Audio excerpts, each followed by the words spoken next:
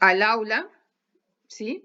Así que la idea del encuentro de hoy es poder trabajar el texto de Dora García y poder avanzar con un poco los puntos centrales que el profesor Furcia fue iniciando en el otro encuentro de este texto de la grupal, y a partir de allí, un poco porque algunos ya fueron entregando los trabajos prácticos de Dora García. Yo ya le hice la devolución de todos los trabajos prácticos pendientes, que era de los conversatorios, y el profesor también volvió a hacer la devolución del texto de Amelia Delano, y con ello concluiríamos todo lo que son el análisis de los textos en profundidad. El jueves que viene, la idea es trabajar un punteo de los temas centrales de cada texto para que ustedes lo tengan presente para el martes 22, que es el parcial. ¿Sí? Algunos fueron presentando ya sus situaciones particulares, que los que son sobre todo los que tienen trabajo, situación de enfermedad, que van a ser considerados. Si hay alguien más que necesita que se le considere, envía la presentación al correo de la cátedra o por mensaje de WhatsApp.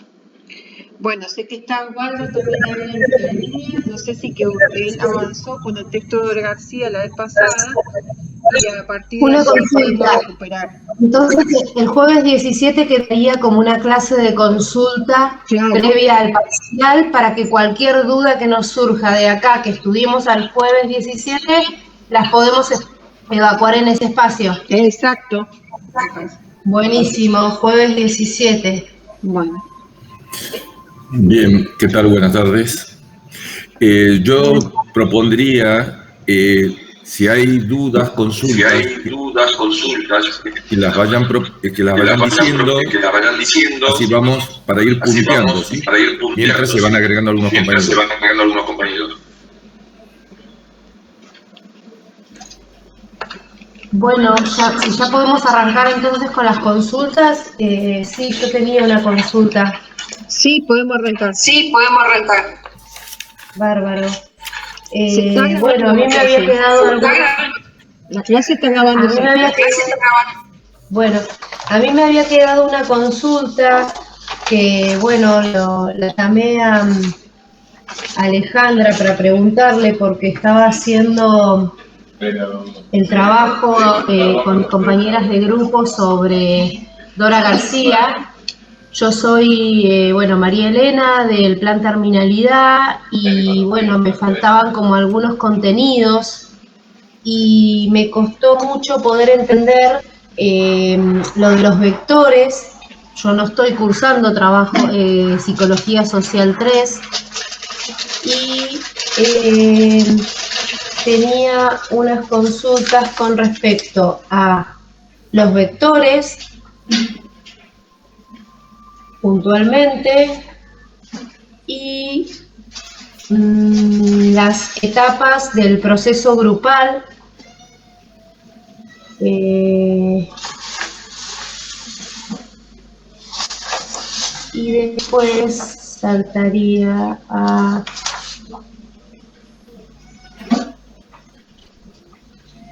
después tienen que ver con el rol de coordinador y eso, pero me quedo primero con esta primer parte de Dora García, en donde me costaron entender algunas cuestiones que plantea, lo de la tarea, la pretarea.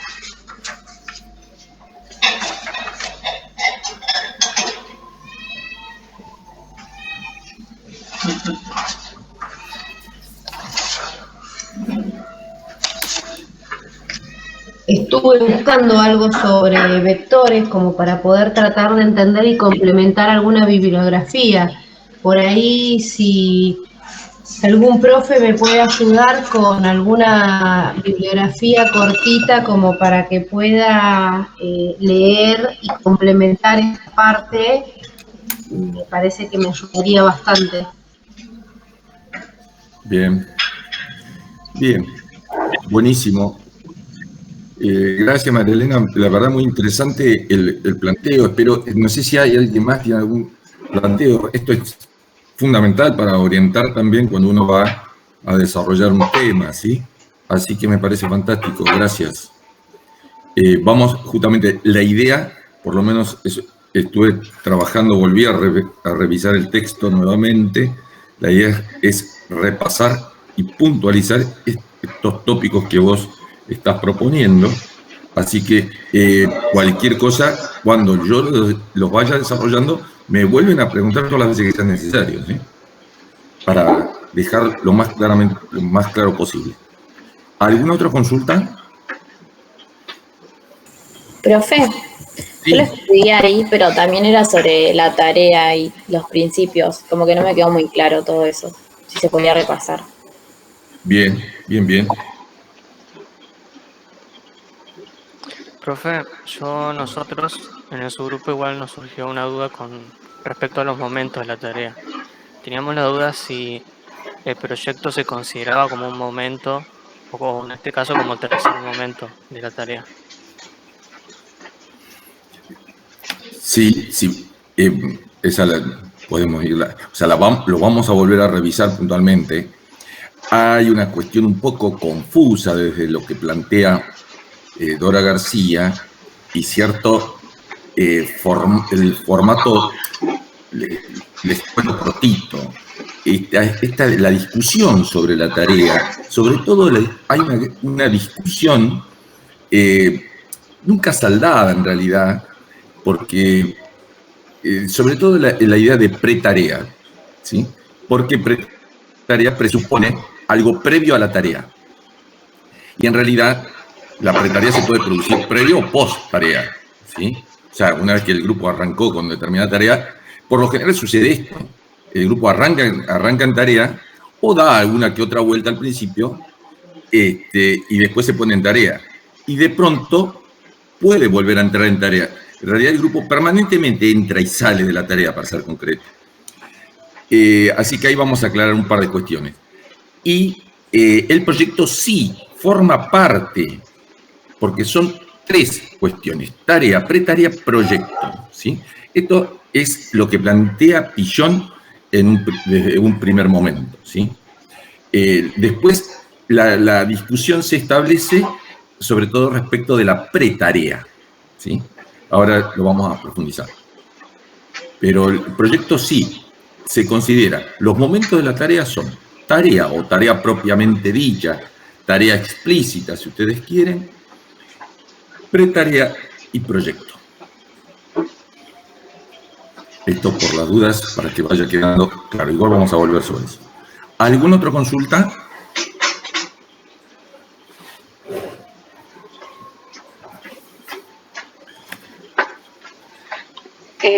¿Cómo estamos con la gente? ¿Podríamos ir arrancando entonces? Sí, son 17, o sea, son 15, así que estamos. O sea, en total son 22, así que vamos bien. Perfecto, perfecto. Vamos a ir, entonces, yo justamente me hice más o menos hoy tuve más tiempo de organizar un poco para aprovechar al máximo el tiempo.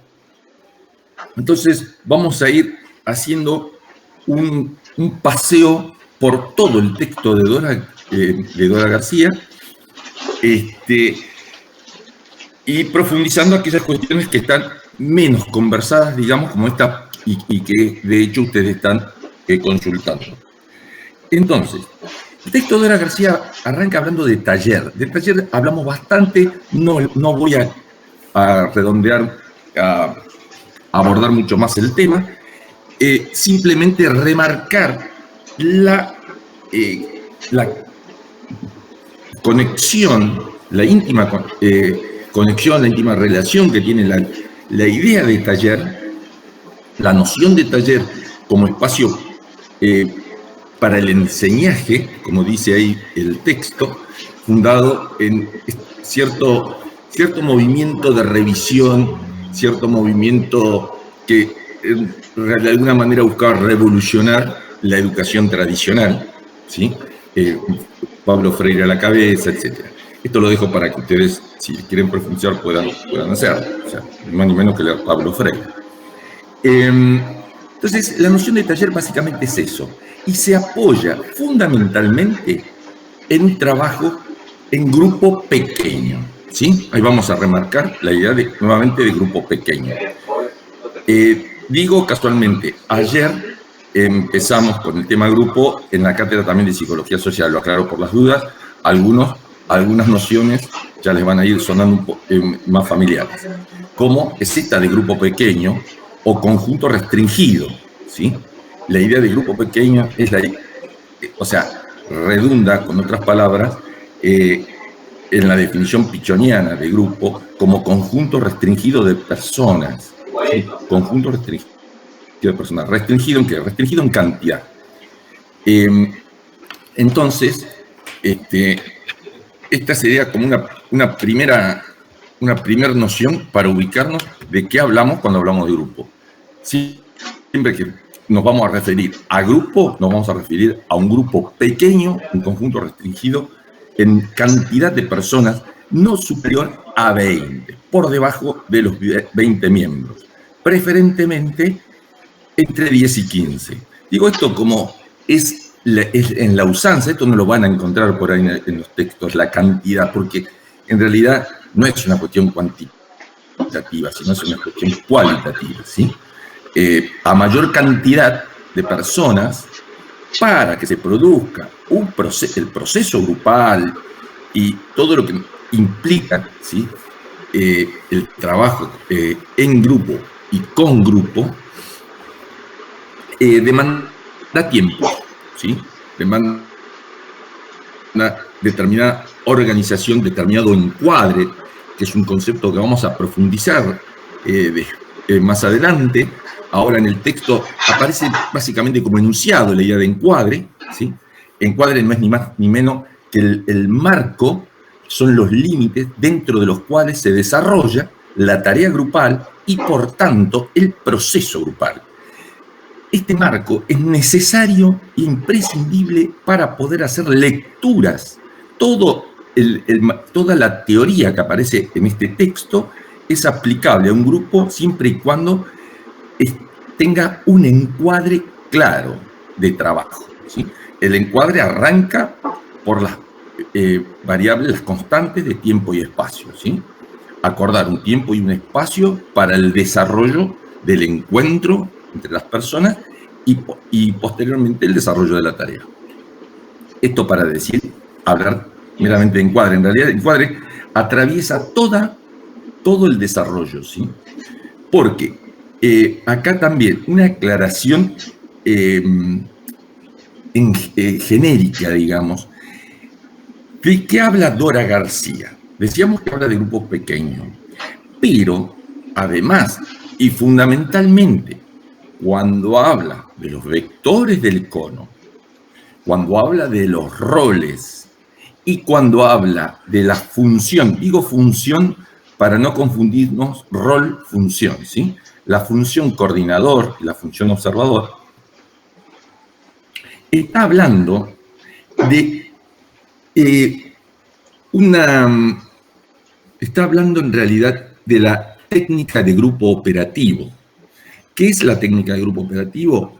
Es la técnica que, por decirlo de alguna manera, inventó Enrique Pichon-Rivière, ¿sí? Como resultado y como forma de aplicar la teoría del grupo en una técnica, y que es un conjunto restringido de personas, nuevamente, recortado en número, promedio entre 10 y 15 personas, pero que tenía es un grupo centrado en la tarea, por eso la tarea aparece como un eje fundante de lo grupal, y a la vez este grupo, esta reunión de personas, este pequeño grupo es coordinado, hay un coordinador y uno o dos observadores. Ese es un dispositivo grupal, en todo el sentido de la palabra, es un dispositivo grupal, como lo define perfectamente Amelia Delano en el otro texto anterior que vimos, es un dispositivo, pero con un encuadre muy, muy estricto, ¿sí? Digo muy estricto, ¿por qué? Porque está apoyado en la idea de encuadre psicoanalítico, ¿sí? Para poder desplegar dentro de ese encuadre determinadas modalidades interpretativas de lo subjetivo, de lo implícito, del funcionamiento de este grupo. Estas interpretaciones son operativas y son posibles dentro y exclusivamente dentro de ese encuadre, ¿sí? Es un encuadre muy estricto de tiempo, una cantidad de tiempo, son 2 horas de trabajo en un espacio que debe tener ciertas condiciones, ¿sí? En términos de comodidad, en términos de privacidad, ¿sí? En términos de recorte. ¿Por qué explico esto? Porque llevar este dispositivo, cuando uno trabaja en comunidad, es muy difícil, casi imposible, diría yo, porque justamente es muy difícil reunir estas, sobre todo las condiciones de espacio, ¿sí? ¿Por qué? Porque dentro del grupo operativo no se puede estar entrando, saliendo, cebando mate, cruzándose de uno delante de otro. Las personas están claramente y definidamente sentadas en círculo, donde todos, ¿sí? Y cada uno puede verse a la cara con el compañero del grupo, por ejemplo. Y estas condiciones no siempre se dan, es más, son bastante dificultosas que se den en la comunidad, donde los encuadres son más hábiles, la gente por ahí está sentada en una mesa, está en forma lineal, no siempre en círculo, etcétera, etcétera. Ahí podríamos abundar muchas cosas. Pero a lo que voy es que, por eso, cuando ustedes ven las funciones del coordinador, ese coordinador es una función muy exigente, ¿sí? Pero porque está dentro de un encuadre muy estricto, que es la técnica de grupo operativo. Si de esto después hay alguna consulta, lo vemos, ¿sí? Pero quería hacer esta aclaración. Bien, entonces, Dora García inicia hablando de taller y después pasa, y tienen ustedes un subtítulo muy sugestivo que dice grupo, texto y contexto de enseñaje. Esto es ni más ni menos lo que le da forma a la noción de taller, ¿sí? Y habla del grupo como el material imprescindible, necesario para que se despliegue esta modalidad de taller. La idea de enseñaje, ustedes saben, es una combinación de enseñanza y aprendizaje, del término enseñanza y el término aprendizaje, obviamente, ¿sí? Que se condice con esta idea y este corrimiento de la tradicional posicionamiento docente-alumno, ¿sí? Esto ya lo hablamos, si hay alguna consulta me dice. Avanzamos. Remarca nuevamente ahí entonces la idea de grupo pequeño. A continuación realiza la definición, o sea, retoma la definición pichoniana, no al pie de la letra, esto ya lo habíamos charlado, no es al pie de la letra la definición pichoniana como conjunto restringido de personas reunidas por constante de tiempo y espacio.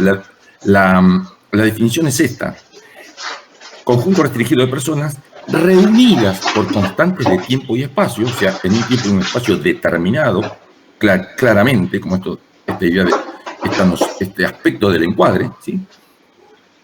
Que se proponen, ¿sí? Articuladas por su mutua representación interna, y acá empezamos a complicarnos, ¿sí? Acá aparece un organizador grupal fundamental, fundante, ¿sí? De esta teoría de grupo, ¿sí? Porque fíjense que dice articulado por su mutua representación interna. Ahora lo vamos a profundizar. Dora García lo desarrolla, pero no usa estas palabras en forma estricta. Ella va abriendo, es como que lo va abriendo esta definición, pero se pierden la potencia de ciertos conceptos, como es este, ¿no? Que la mutua representación interna articula, ¿sí? Las constantes de tiempo y espacios reúnen y la mutua representación interna articula a los miembros del grupo, ¿sí? Esto no es menor. Luego dice que se proponen implícita y explícitamente una tarea. Este es todo un tema también. Y ahí estamos hablando, y esto hace a la consulta también que ustedes hacían sobre la noción de tarea. La tarea es otro eje central, ¿sí?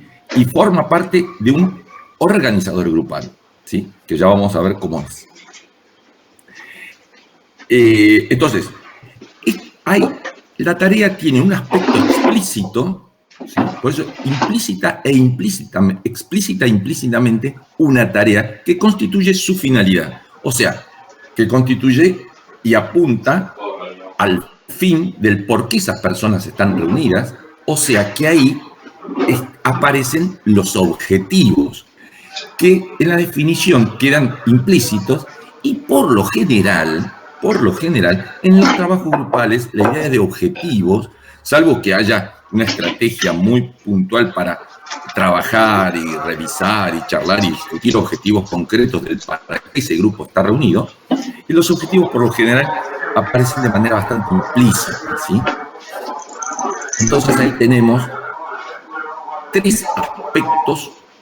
dos aspectos que se agregan a un aspecto fundante e inicial que son las necesidades, ¿sí?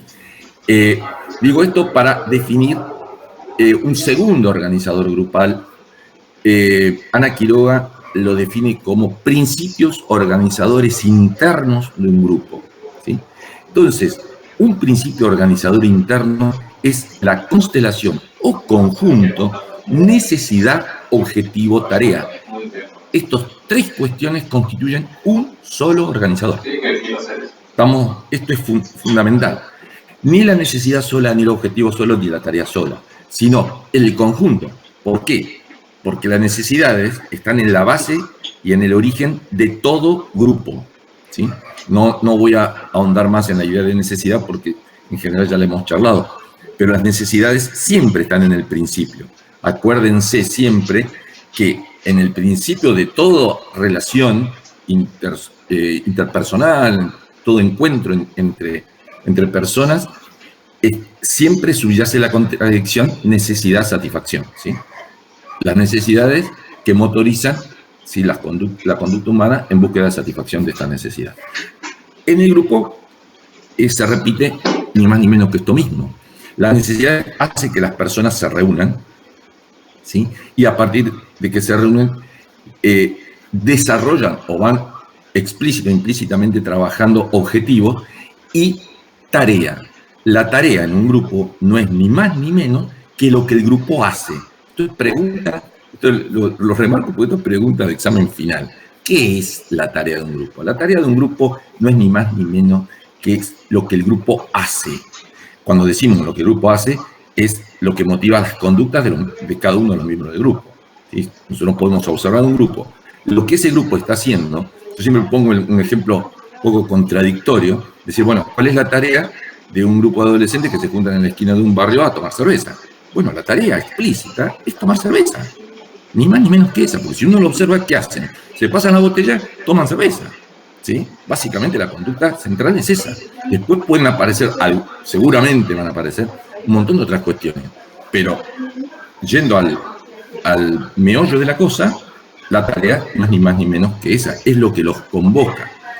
En realidad hay otra tarea implícita, ¿sí?, que será hablar de ellos, revisar cómo están, la contención afectiva, etcétera, etcétera. Uno puede hipotetizar sobre muchas otras necesidades que se satisfacen en esa reunión en la esquina del barrio, ¿sí? Pero la tarea explícita es tomar cerveza, ¿sí? Puede ser que la tarea explícita sea hacer algún otro tipo de juego, qué sé yo, ¿no? Pero esto es básicamente para definir también que estamos hablando de tarea explícita. La tarea explícita es observable, es lo que el grupo hace, ¿sí? No es ni más ni menos que eso. Para redondear la definición, nos faltaría definir que para el logro de esa tarea se despliegan complejos mecanismos de asunción y adjudicación de roles, cosa que esto no lo dice ahí Dora García, ¿sí? Pregunto, ¿hasta acá se entiende? Esta no es ni más ni menos que la definición pichoniana, como Pichón define al grupo para empezar a abrir y a hablar del tema, ¿sí? Bien, Entonces, hasta ahí hablamos, ya dijimos algo de lo que es tarea explícita, tarea implícita. Ahí algo también desarrolla Dora García, ¿sí? A continuación, ahí Dora García también yo diría para mi gusto un poco se enrosca, digamos, en la definición de lo que son los organizadores internos del grupo, ¿sí? Lo cual hace que por ahí sea un poco confuso cómo lo desarrolla, pero en sí gira en torno de esto. Los organizadores internos de un grupo son dos: la constelación o conjunto, necesidad, objetivo, tarea, y la mutua representación interna. Son dos, ¿sí? Fíjense que son claramente diferenciables, ¿sí?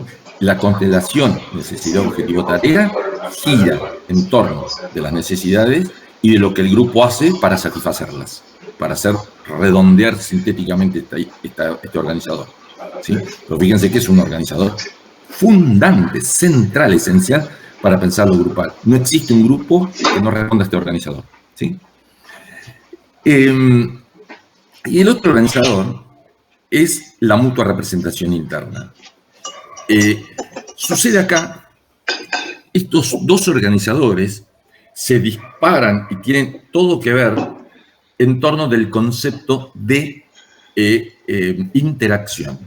Por eso, en el texto, Ana Quiroga define la interacción como proceso motivado, o sea, para hablar de qué motiva la interacción, que sería la necesidad y, por tanto, objetivo-tarea, ¿sí? Y a la vez la interacción como proceso eficaz. O sea, que en la medida que los sujetos interaccionan o entran justamente en acción para abrir este concepto de interacción, que no es ni más ni menos que eso, acción ¿entre quién? Entre cada uno de los miembros del grupo, ¿sí? Acción entre ellos. Y ahí esto nos da lugar para entender un poco todo lo que algunas cuestiones que Amelia Delano, que Dora García desarrolla en el texto, ¿sí? Ahí dice, Dora García habla de construcción de un nosotros, ¿sí? Esto todo en torno y a partir del fenómeno interaccional, ¿sí? Antes de irme al tema, cuando hablamos de la interacción como proceso eficaz, ¿por qué? Porque siempre que se produce interacción, se va a generar tiempo mediante, digamos, siempre que transcurra un tiempo determinado, mínimo, y a partir de ese sigue el que podría seguir, es la construcción, ¿sí? El fenómeno de internalización mutua, ¿sí? O sea, cuando hablamos de internalización, es hacer interno, ¿sí? Aquello que es externo, ¿sí? Aquello que es externo a la subjetividad de cada uno de los sujetos. Atención acá, porque esta es la parte un poco más intrincada de la cosa, porque es donde nos metemos con cuestiones que tienen que ver con esta idea de internalización, esta idea de pasaje fantaseado del mundo externo a un mundo interno que constituye nuestra subjetividad, o sea, la subjetividad de cada uno de los sujetos, ¿sí? Voy rápido para no ocupar demasiado tiempo, pero por favor avisen si aparece alguna cuestión poco clara. Ahí yo tenía una pregunta. Sí, justo, sí. Alejandra, vos tenías una pregunta sobre este punto.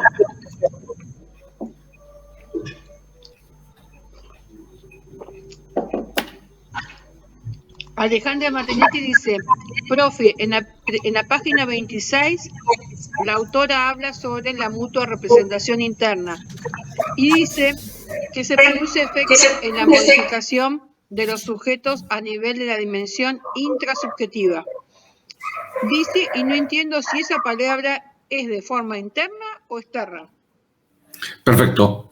Justamente de eso es, por eso acá es fundamental que lo podamos discutir para clarificar. Si se clarifica esta idea, ¿sí? podríamos decir, es una dialéctica en realidad, porque es un juego contradictorio donde intervienen contradicciones, ¿sí? Por eso que se torna complejo. Hay dos términos para ordenarnos. Uno es lo intrasubjetivo y el otro término es intersubjetivo. Intra apunta a lo interno, lo intra. El prefijo intra habla de adentro, lo interno, lo intrasubjetivo, ¿sí? Cuando hablamos, y en términos grupales, hablamos siempre de intersubjetividad, o sea, el encuentro de la subjetividad de los distintos sujetos. O sea, si yo participo en un grupo, mi ciudad va a entrar en contacto, interacción. ¿Perdón? ¿Sí? No sé si alguien quería decir algo. Entonces, no, que yo decía que se está cortando la intervención del profesor. ¿Se corta? A ver, avísenme, ¿sí? Bien. Entonces, lo intrasubjetivo, ¿sí?, es lo interno a cada sujeto. Digo esto para responder a la pregunta de Alejandra, ¿sí? Lo intrasubjetivo es lo interno a cada uno. Si pensamos, estamos hablando en términos grupales, es lo interno a cada uno de los miembros del grupo. Habla de la subjetividad de cada uno de los miembros. Ahí en la página 26, lo que dice Dora García es justamente una noción para reforzar esto que yo estaba explicando sobre el fenómeno de la interacción.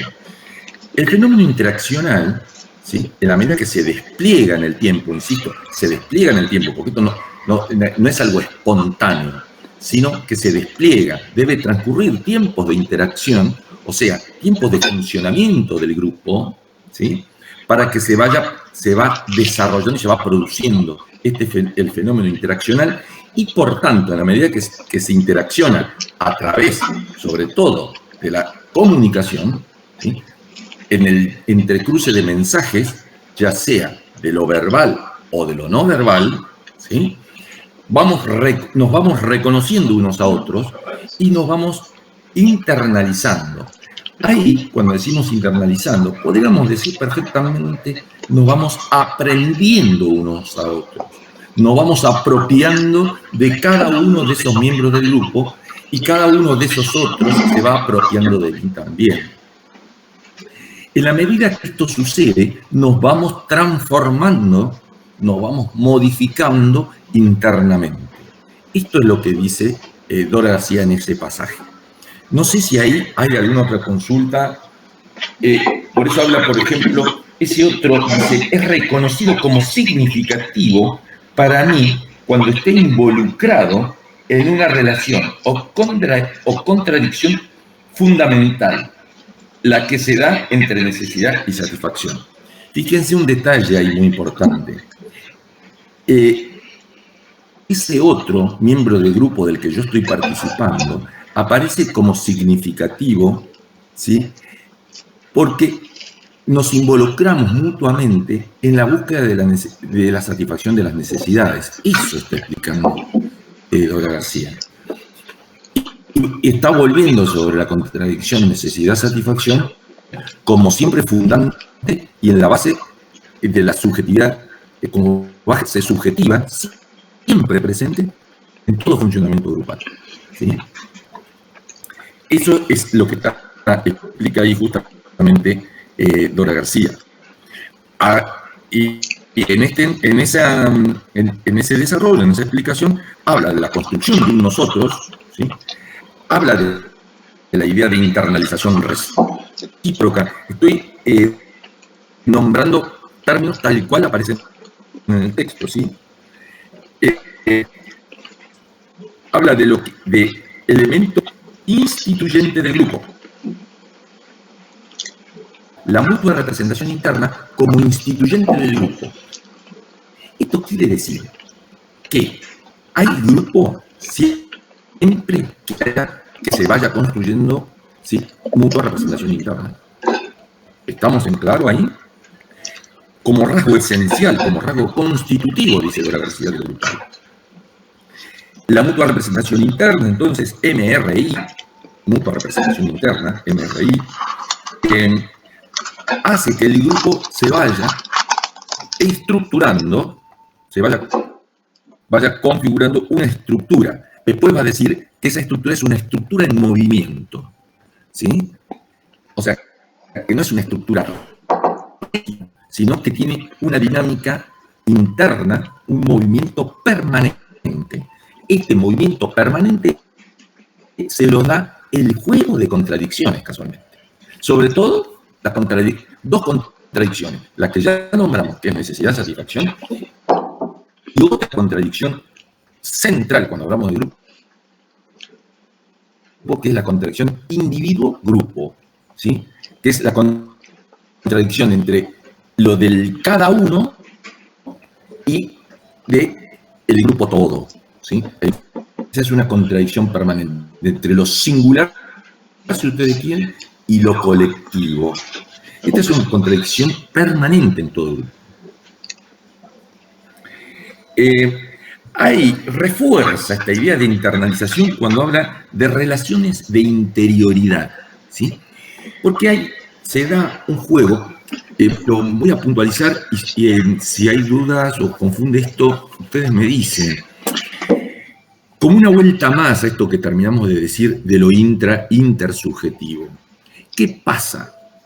Lo intersubjetivo, cuando hablamos del encuentro de mi subjetividad con la subjetividad de ese cada uno de esos otros miembros del grupo, ¿sí?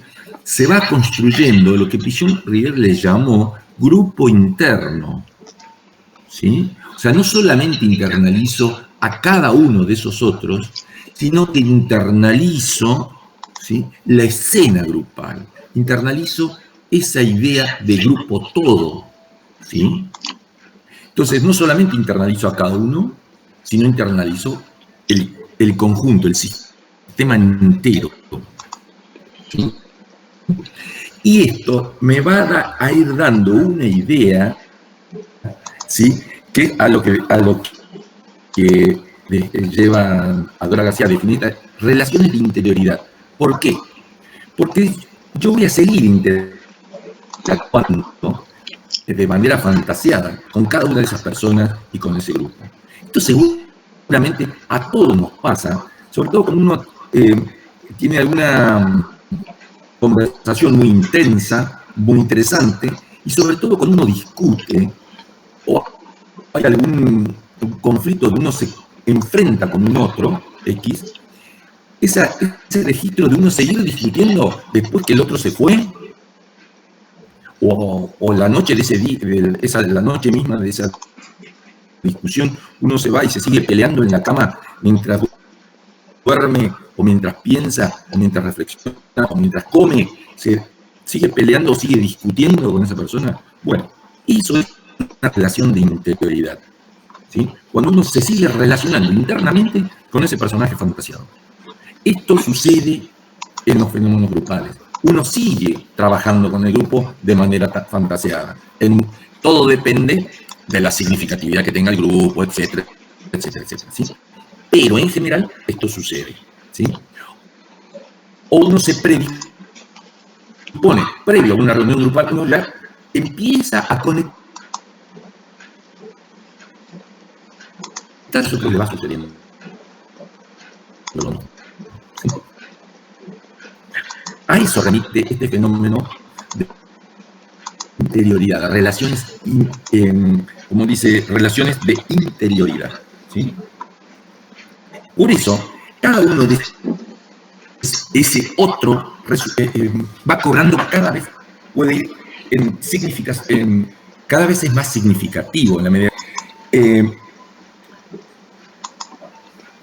Otro elemento, otro concepto también que trae Dora García es la dialéctica entre sujetos.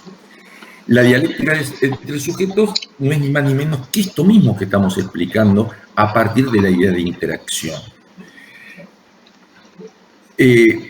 Se puede hablar de proceso grupal igual dialéctica entre sujetos. O sea, son términos que hacen a la noción dialéctica, ¿sí? Y que hacen al movimiento intersubjetivo que se produce en el campo grupal, ¿sí? Este movimiento lo disparan las contradicciones. Vuelvo a insistir, la idea de contradicción es una idea permanentemente de puja, de lucha, de búsqueda de preponderar un aspecto u otro de la contradicción. Son varias las contradicciones. Nosotros citamos hasta ahora dos: necesidad, satisfacción, como una contradicción; individuo-grupo, como otra contradicción. Podemos citar una tercera contradicción bastante presente en los grupales, que es lo viejo, lo nuevo, por ejemplo.